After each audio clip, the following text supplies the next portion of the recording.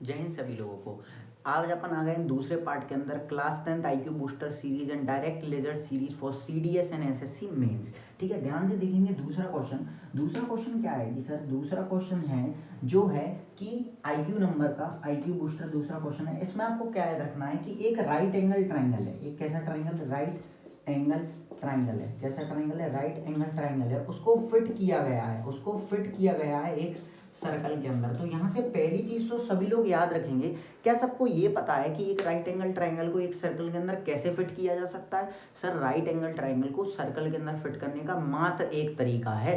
Right angle triangle को circle के अंदर फिट करने का मात्र एक तरीका है, वो है उसके डायामीटर को, सर्कल के डायामीटर को ट्राइंगल का हाइपोटेनस बना दो। कैसे समझेंगे ध्यान से। सर अगर सर्कल के डायामीटर को ट्राइंगल का हाइपोटेनस बना दूंगा तो क्या मुझे ये दिख रहा है कि ये जो डायामीटर है वो सर्कमफेरेंस को हमेशा कितना एंगल बनाएगा? 90 डिग्री एग्जैक्टली। क्या यहाँ पे याद हो रहा है सब लोगों को कि यार ये तो राइट एंगल ट्राइंगल था और यही मुझसे बोला गया था कि राइट एंगल ट्राइंगल को मुझे कैसे फिट करना है? एक सर्कल के अंदर फिट करने है। तो राइट एंगल ट्राइंगल को सर्कल के अंदर फिट करने का मात्र एक ही तरीका होता है। ये चीज सब लोग याद रखेंगे कि आपको जो सर्कल है, सर्कल का जो डायामीटर है, सर्कल के डायामीटर को क्या बना देना है? आपको ट्राइंगल की हाइपोटेनस साइड बना देना है। अब क्वेश्चन ध्यान से सुनेंगे, क्वेश्चन ये नहीं है यहाँ, ये तो रिजल्ट आपको डायरेक्ट याद रखना है। क्या कि सर्कल का जो डायामीटर है अगर आप उसको ट्राइंगल की हाइपोटेनस बना देंगे तो सर्कल के अंदर ट्राइंगल फिक्स हो जाएगा, राइट एंगल ट्राइंगल फिट हो जाएगा। और राइट एंगल ट्राइंगल को फिट करने का एक ही तरीका है। कैसे याद रखेंगे सर? हर चीज रट तो सकते नहीं है, तो कैसे याद रखोगे सर कि जब भी सर्कल होता है,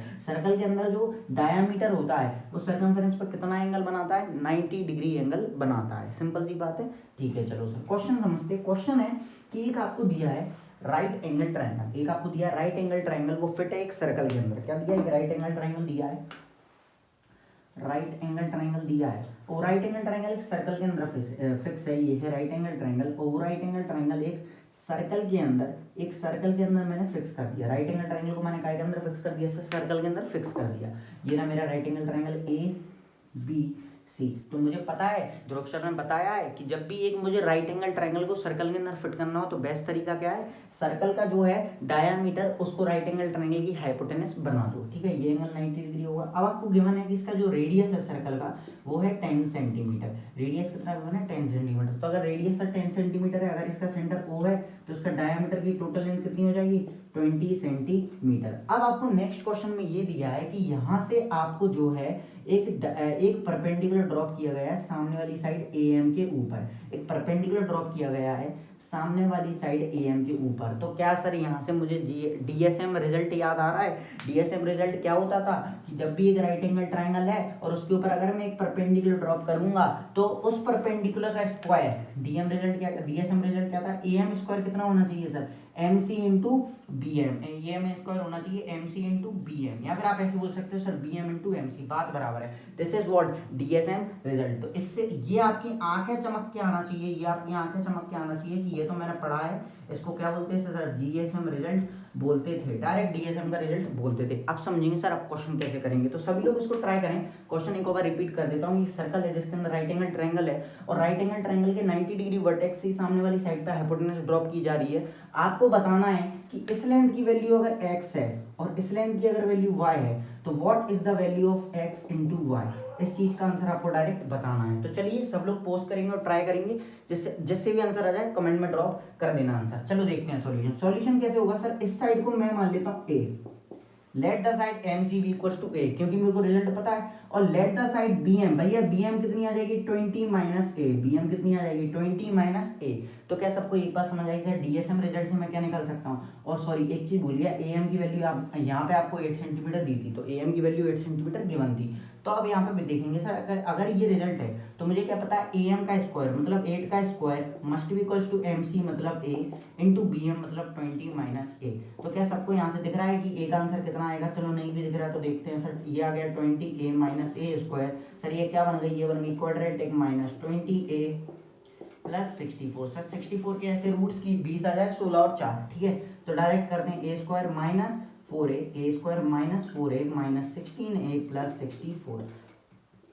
सर कॉमन निकालते हैं, आंसर आता है A minus 4 minus 16 A minus 4 बराबर में 0। Sir A minus 4 A minus 4 दोनों जगह सही है, अंदर क्या बच जाएगा a माइनस 16 बराबर में 0। सर दो आंसर निकलना है, a equals to 4 and a equals to 16, तो कोई भी मान लो आंसर आपका सही हो जाएगा। तो मैंने क्या सपोज कर लिया कि a की वैल्यू 4 है, क्योंकि मैंने mc को छोटा माना हुआ है, तो मैंने मान लिया mc की वैल्यू भैया 4 है, तो क्या सबको ये चीज समझ रही है कि bm की वैल्यू कितनी हो जाएगी सर 16 हो जाएगी। अब ये क्वेश्चन सुपर इजी हो गया।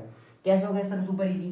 कर लेते हैं कि क्या सबको एक चीज चमक रही है कि इस ट्राइंगल के अंदर, ट्राइंगल ए एम बी के अंदर सबको पता राइट एंगल ट्राइंगल दिखेगा तो क्या दो बातें चमकेंगी, ट्रिग्नोमेट्री और पीजीटी। तो पीजीटी लगा देते हैं कि सर इस साइड एक्स का square in triangle A B M, in triangle A B M x का square must be equals to 8 का स्क्वायर प्लस 16 का स्क्वायर, 8 का स्क्वायर प्लस 16 का स्क्वायर। तो कितना आ गया सर एक्स का स्क्वायर इक्वल्स टू 64 प्लस 256, जो कि अपना कितना होता है 320। तो सर x का स्क्वायर आ गया 320। ठीक है, ये हो गई पहली इक्वेशन। दूसरी इक्वेशन देखते हैं सर y का स्क्वायर कितना आ जाएगा।